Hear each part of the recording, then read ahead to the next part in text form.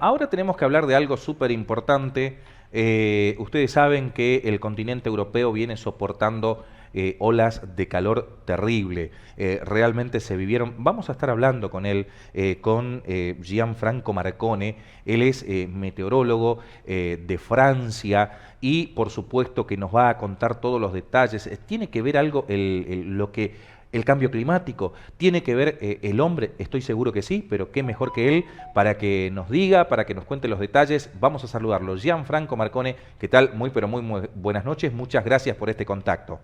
Buenas noches. Hola, hola, ¿cómo están? Tengan muy buenas noches. Bueno, a ver, el continente europeo está en el verano, o sea, su mejor época se puede decir, Gianfranco, su época estival, y está soportando temperaturas tremendas. Por ejemplo, leí por ahí que alcanzó temperaturas de 44 grados. Por ahí nosotros los chaqueños, aquí en el norte, estamos acostumbrados a una temperatura de 44 grados. Pero lo máximo que hizo en Europa, ¿cuánto fue históricamente, Gianfranco? Bueno, a ver, ha habido sectores donde, como tú dices, han llegado a 44, 45 grados. Ahora, claro, finalmente el tema es que, mira, justamente esa gráfica que ustedes tienen puesta ahí es la que iba a comentar, Sí. porque, claro, no es Europa, pero finalmente es el hemisferio norte. Y eso es un poquito el tema, que el hemisferio norte es el hemisferio que hoy en día está alcanzando temperaturas insospechadas de hace 40, hace 50 años atrás. Porque, claro, como mostraban ustedes recién ahí, 52 grados en China, como te digo, como tú decías, 44, 46 grados en algunos sectores de Europa, sobre 49 grados también bordeando los 50 grados en la parte norte de África, es decir, todo lo que es la parte norte de nuestro planeta, desde el Ecuador hacia arriba o hacia, podríamos ir hacia el Ártico, es la que está teniendo los mayores impactos. Por ejemplo, Groenlandia con un invierno prácticamente con muy poco hielo, con muy poca superficie de hielo, y eso en realidad lo que tiene preocupados a todos nos tiene preocupado, a todas las personas que vivimos en este planeta debería tenernos preocupados, a los meteorólogos, a los científicos también, porque no solamente hoy en día se está calentando el aire, sino que además se están calentando mucho los océanos. Y eso tiene mucho que ver con las megatormentas que están teniendo hoy en día también. Claro. Y en esto, ¿a qué le podés atribuir? Es una pregunta medio un poco capciosa, ¿no, Gianfranco? Pero queremos que vos no los digas. Sí, como tú dices, claro, a lo mejor cae un poco, calza muy bien la respuesta o es quizás lógica la respuesta, pero no para todo es lógica la respuesta, por eso es súper importante que la destaquemos.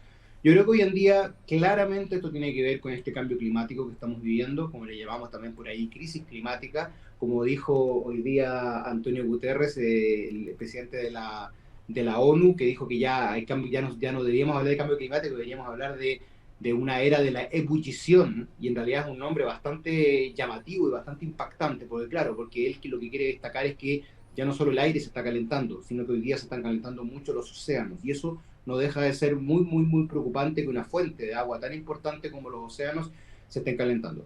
Además, aparte del cambio climático, que es algo que está avanzando, hoy en día tenemos que pensar que estamos con un año del fenómeno del niño. El fenómeno del niño es una fuente de calor también muy importante para la atmósfera, para en general el planeta. Entonces hoy día tenemos dos fuentes de calor importantes. Por un lado tenemos el cambio climático y por otro lado tenemos el fenómeno del niño. Gianfranco, con respecto al cambio climático, que bueno, es un motivo para que se esté dando esto, de igual manera el cambio climático es como un efecto de los cuidados sobre el medio ambiente, ¿no? ¿Podrías indicarnos cuáles son los cuidados? Todos lo sabemos en realidad porque, bueno, también cae maduro por la información, cómo se llega a cada uno, ¿no? Pero es importante concientizar de esto siempre y cada vez que se puede recordarlo. ¿Por qué? Porque esto trae consecuencias extremas, esto hace que el clima cambie y por supuesto genera catástrofe. Entonces, ¿cuáles son los importantes puntos a tener en cuenta para generar este cambio climático?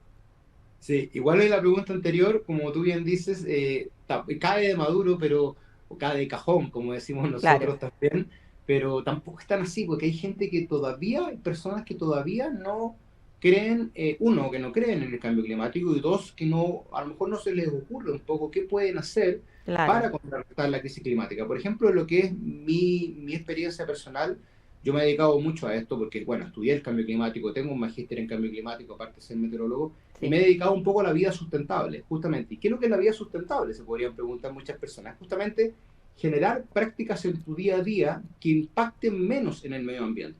Todos los seres humanos tenemos una huella de carbono que se llama, que es la cantidad de emisiones de gases de efecto invernadero que tú le aportas a la atmósfera, que finalmente generan el calentamiento global y por consiguiente el cambio climático, en tus actividades diarias, en andar en vehículo, en botar basura, en simplemente algo como tan simple y tan humano como ir al baño, en regar el pasto, en distintas cosas que tú puedas hacer en el día a día. Entonces, hay una serie de prácticas que permiten que esa huella, tanto de una persona como una empresa, por ejemplo, una industria, sea cada vez menor e impactemos menos nuestro planeta. Dentro de las, por ejemplo, las más básicas está reciclar, el reciclaje. Y Sí. uno podría preguntarse qué tiene que ver el reciclaje con la atmósfera. Tiene mucho que ver, porque si tú mezclas todo en la mala decisión que tomó el ser humano de crear esa basura que se llama, o ese concepto que se llama basura, que es un error de diseño, dime tú qué especie genera basura que no sea el ser humano, ninguna, esa basura se comienza a descomponer, comienza a emitir gases de efecto invernadero en su proceso de descomposición.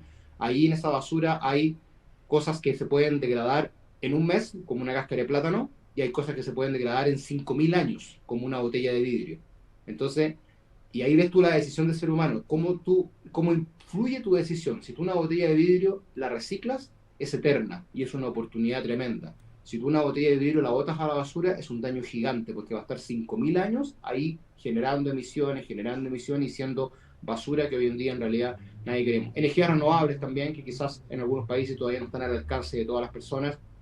Vehículos eléctricos, compartir el vehículo, usar medios de transporte más eficientes como la bicicleta. En realidad hay un sinnúmero, usar también riego tecnificado, el agua es algo súper importante, sobre todo en Sudamérica, países como Chile, como Argentina, como Uruguay, hemos sabido el caso de Uruguay, son países que claramente están con una sequía bastante importante. Claro. Gianfranco, no sé si puede tocarte a vos esta opinión, ¿no es cierto? Que no los des, pero realmente, ¿crees que es posible que las grandes empresas, las multinacionales, te hablo, las que operan en distintos países con sus filiales, pueden llegar en un punto a darse cuenta de que en realidad están contaminando y están matando generaciones venideras? Yo creo que cada vez la industria se está dando cuenta más de eso y me parece súper importante los avances que se están teniendo. Quizás no a lo mejor en el punto que necesitamos o que necesita la crisis climática, pero sí creo yo que se está avanzando cada vez más. Hay dos conceptos súper importantes. Uno que se llama la sustentabilidad, que tiene que ver con ser amigable simplemente con el medio ambiente. A mi criterio, una persona puede ser sustentable, por supuesto, porque tienes que pensar en disminuir tu huella, cuáles son tus acciones para ser amigable con el medio ambiente.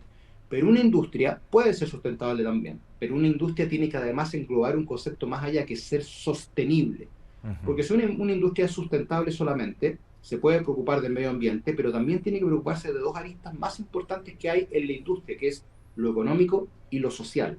Y eso lleva al concepto de la sostenibilidad, seguir siendo sostenible, seguir aportando a lo social, seguir dando empleo, porque obviamente lo necesitamos, seguir siendo una empresa viable económicamente hablando, pero además siendo amigable con el medio ambiente. Quizás es una combinación que no siempre es fácil llegar, pero creo que cada vez está tratando de hacer más a una velocidad quizás distinta, no todos a la misma velocidad. Quizás necesitamos una velocidad mayor porque el cambio climático nos está sacando ventaja, ya hace tiempo nos está sacando ventaja, pero yo tengo la esperanza de que cada vez se logre más, por supuesto. Hablando de esto, Gianfranco, justamente se nota que hay cierta concientización con respecto a las industrias, por ejemplo, una de las más conocidas, que es la de Elon Musk, que es Tesla, los coches eléctricos, y bueno, se están sumando industrias a seguir, por supuesto, creando más de estos automóviles eléctricos. Sí. Esto va a evitar, por supuesto, la emisión de gases, que bueno, es importante para evitar este efecto invernadero del que hablabas. Sí, pero también es súper importante que estas industrias lleguen a un punto en que también apliquen lo que se llama la economía circular, porque Sí. claro, hoy en día todo lo que son las industrias de energías renovables, los vehículos eléctricos, como tú dicen, son hoy en día lo que necesitamos por un tema de emisiones. Pero ojo, ¿qué va a pasar después con los desechos que quizás salgan de esa industria? De los paneles solares, quizás, Tengo entendido que no conozco muy bien cómo es el sistema, pero que se pueden desarmar, se pueden reutilizar ciertas partes. ¿Qué va a pasar con las baterías también? ¿Se van a poder reutilizar? ¿Se van a poder a lo mejor reciclar? Entonces todo eso creo que es un tema que a lo mejor no lo vamos a hablar ahora, lo vamos a hablar en 10 años más, en 20 años más, pero es importante creo irse adelantando para que en 20 años más no tengamos el problema que hoy tenemos, por ejemplo, con la basura, que nos dimos cuenta que nos facilitó la vida todo el rato, mucho nos facilitó la vida, de comprarte una botella de agua, tomártela y botarla, mucho hoy en día hay que aplastarla, lavarla, clasificarla, llevarla a un punto de reciclaje, entonces es más trabajo y a veces nos cuesta un poco introducir eso en nuestro día a día, pero creo yo que la industria también tiene esa meta súper importante de ver qué va a pasar con los residuos. Hoy en día, como tú dices, es muy necesaria. Claramente, el vehículo eléctrico, cero contaminación al lado del vehículo de combustión. Pero ¿qué va a pasar después con el residuo que pueda dejar ese vehículo eléctrico cuando quizás ya no se pueda usar o cuando simplemente la batería ya no se pueda usar? Gianfranco, también quiero consultarte algo muy importante porque incluso a mí cuando recién empezaba a aprender esto que todos aprendemos, incluso en las escuelas, la diferencia entre lo que es envío de gases, por ejemplo, o lo que es calentamiento global, que son conceptos muy conocidos, todos escuchamos en los medios, pero hay muchas personas que por ahí, justamente como vos decías, no tienen cierto conocimiento y quizás por eso también no tienen cierta prevención ante el cambio climático. Entonces, ¿me podrías definir conceptos brevemente desde tu experiencia, más que nada, qué es el calentamiento global, como para entenderlo en simples palabras, qué es la emisión de gases y el efecto invernadero? Sí, mira, súper buena pregunta porque, claro, mucha gente pregunta, me pasa a mí, yo hago muchas actividades con comunidades y me preguntan ya, bueno, ¿es calentamiento global o es cambio climático? ¿Cómo se Claro. llama? Porque a veces hablan de uno y a veces hablan de otro. Entonces, claro, podemos partir primero con lo que el planeta tiene una capa de gases que envuelve este planeta, que finalmente es muy buena, es muy necesaria, porque esa capa de gases permite que la radiación del Sol no ingrese con todo. Si este planeta no tuviese atmósfera, no habríamos nadie acá. De partida no estaríamos nadie porque la radiación del Sol es muy, pero muy intensa. Prácticamente la radiación del Sol que pasa a la Tierra es más o menos un 20 un 25% del total. Es decir, es poco. La atmósfera nos ayuda mucho porque filtra esa radiación y permite la habitabilidad en este planeta. Esa misma capa de gases permite justamente eso, que la temperatura, que la radiación entre, caliente la superficie de la Tierra y luego no escape de la misma manera. El llamado efecto invernadero. Cuando tú vas al campo, están estos techitos de plástico, a veces de vidrio, los llamados invernaderos que tienen plantitas adentro. Permite eso mismo, que la radiación ingrese, pero después no escape de la misma manera y se mantenga el sistema con una temperatura controlada ideal para la planta que está ahí adentro. Pero el problema es que nosotros, claro, fuimos emitiendo más gases de efecto invernadero y le engrosamos la ropa al planeta. Yo hoy en día estoy con un polerón acá puesto porque donde estoy yo hace frío, por lo tanto este polerón me permite que mi temperatura corporal no se arranque, no se escape y no baje mi sensación térmica. Lo mismo el planeta, tiene una ropa el planeta que se llama capa de gases de efecto invernadero. Si yo le engroso esa ropa, le pongo otro polerón encima, otro polerón encima, otro polerón encima, ¿qué va a pasar? El planeta se va a calentar y eso es lo que está pasando. Yo me haría calor si me pongo mucha ropa encima. Y eso Claro. se llama calentamiento global. El planeta se está calentando. ¿A cuánto? Hoy en día 1,2, un poquito, 1,25 grados sobre los rangos normales desde la época preindustrial. Ese aumento de temperatura genera que los climas a nivel mundial se desajusten.